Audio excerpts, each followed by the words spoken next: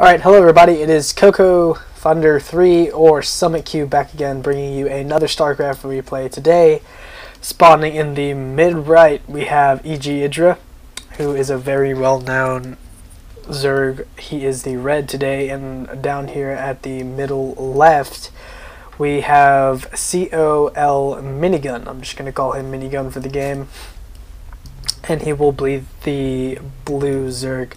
Now, one thing I want to talk to you guys about today is liking our videos. That would help a lot.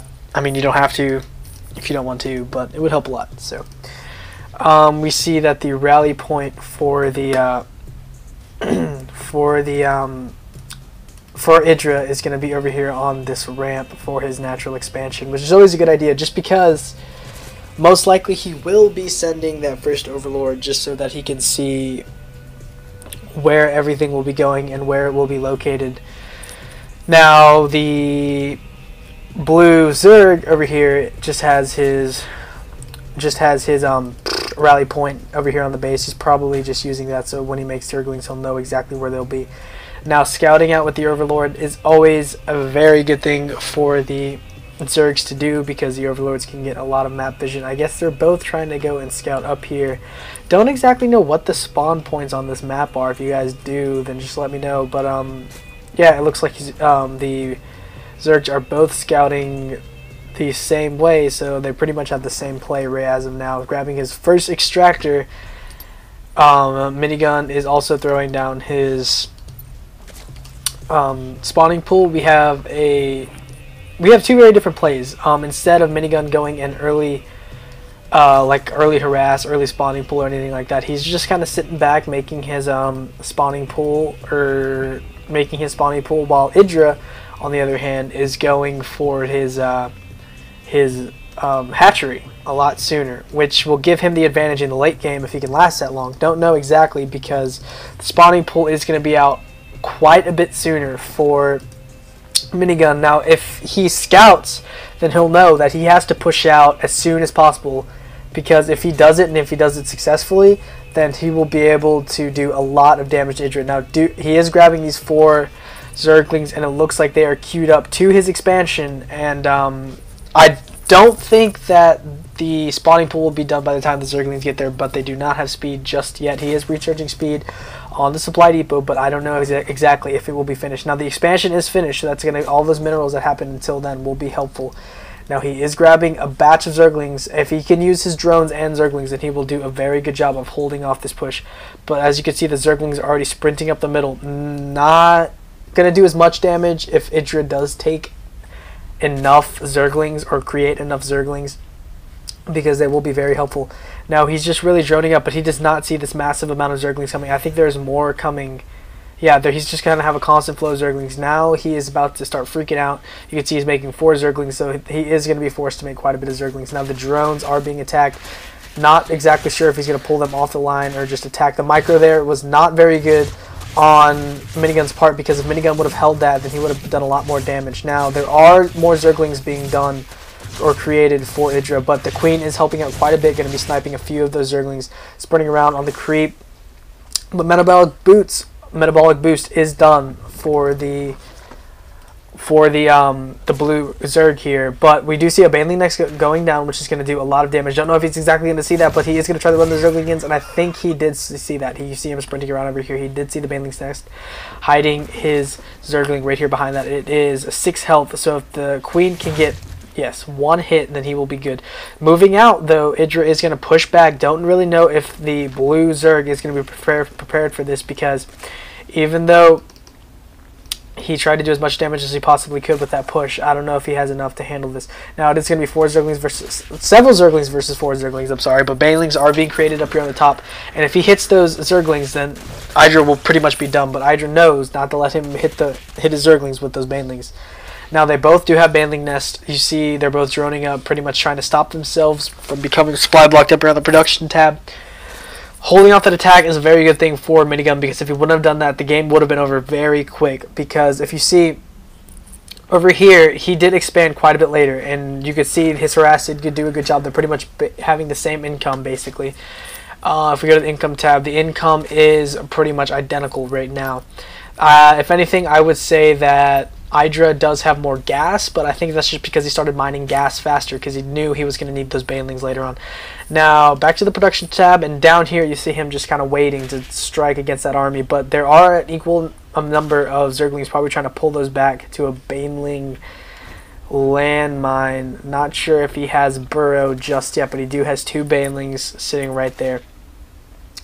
Now, Minigun is doing a great job of just running in here trying to check his tech, which is always helpful because if you check the Zerg's tech, you can pretty much hold off any attack that they could possibly have. Now, I wouldn't be surprised if I saw roaches out of this game because roaches have become a lot more popular in the games that I've been watching lately. Roaches are very good against Protoss because if you play Protoss, you would know, especially if you go that Forge Expand. Roaches do a great amount of damage towards cannons and also towards Colossus if they can get close enough. But Stalkers also do a great job against roaches. But majority of the time, roaches, they can be upgraded a lot quicker. And that's a very good thing for the Zerg. But if you have Blink Stalkers, usually you'll be able to take care of any roach harass or anything like that. Alright, so EGIdRA's just kind of running back with his Zerglings. They're over here hopping around. Let's see how much tech he's got going. He does have a Spire on the way. Most likely you're going to see Mutalisks out of him. Don't know exactly what the blue Zerg has going. I think that he is dropping a Spire. Yes, so we have 2 Spires on the way. EGIdRA's will be done first. It all depends on who is going to be putting more money into their Mutalisks. Now, Zergling Muta is a very popular build for Zergs to be going nowadays. And they do a lot of damage versus each other. But he's going to have to cancel this. He did not. Did he cancel that? I don't think he... Wow. That's a lot of lost minerals for EGIdRA, but he has plenty of income coming in. Well, not really. If you look up here, the income is a lot greater for Minigun right now. But with this amount of Zerglings, you're just going to have to micro each other. I don't really think that any army would win. Well, I don't think any army... fighting another army would really come in handy because if you think about it, if these 2 armies fought right now, if micro is perfect on EGIdRA, then they would pretty much come out even. Now you see them just kind of playing patty cake here, going back and forth.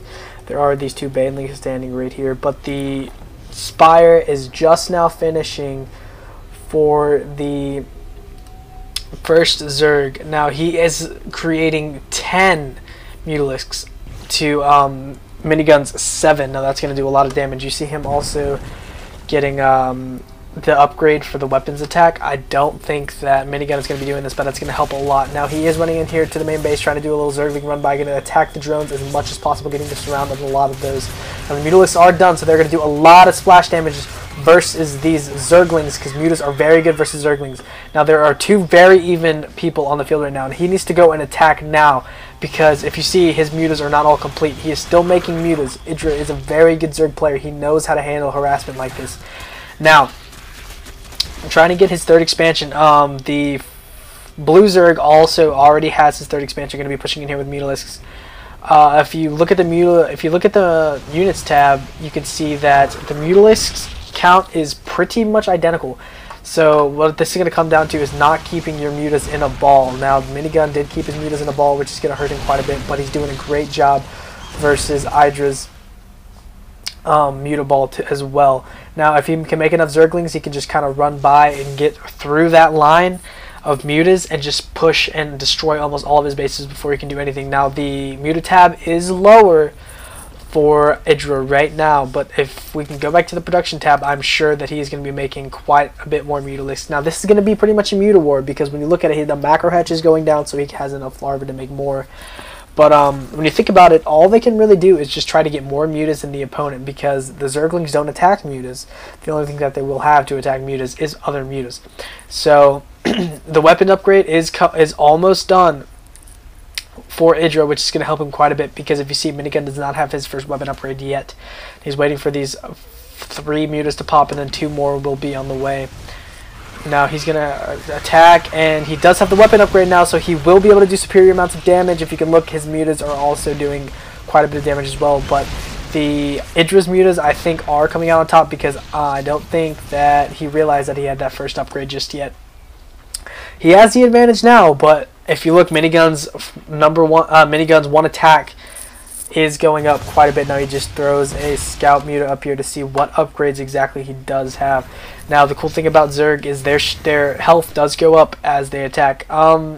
This is a great time for EGIdrA to push, because if you look, EGIdRA's got these superior upgrades still, and he's got more mutas. So putting those two and two together, it looks like EGIdRA has left the game. Alright, well, I'm sorry if I was mistaken. I thought EGIdRA had superior units, but I'm pretty sure. Let's check to see if these Zerglings had upgrades. No, the Zerglings did not have upgrades, but the muta count was 8 to 7. I don't really think EGIdRA would have lost this. I don't know exactly why he lost the game. It was pretty identical. He had more mutas back at his base, I think. Yeah, he had more mutas back at his base. So I would have given him I think he could have came back from this, but you know, you have to let some go, right? So thank you guys for watching. Here's another StarCraft replay by First Rookie. If it was not too much trouble, go ahead and subscribe, rate, and comment. That would do a great good deed towards us, because we are just now beginning. But thank you, and I'll see you guys on the flip side.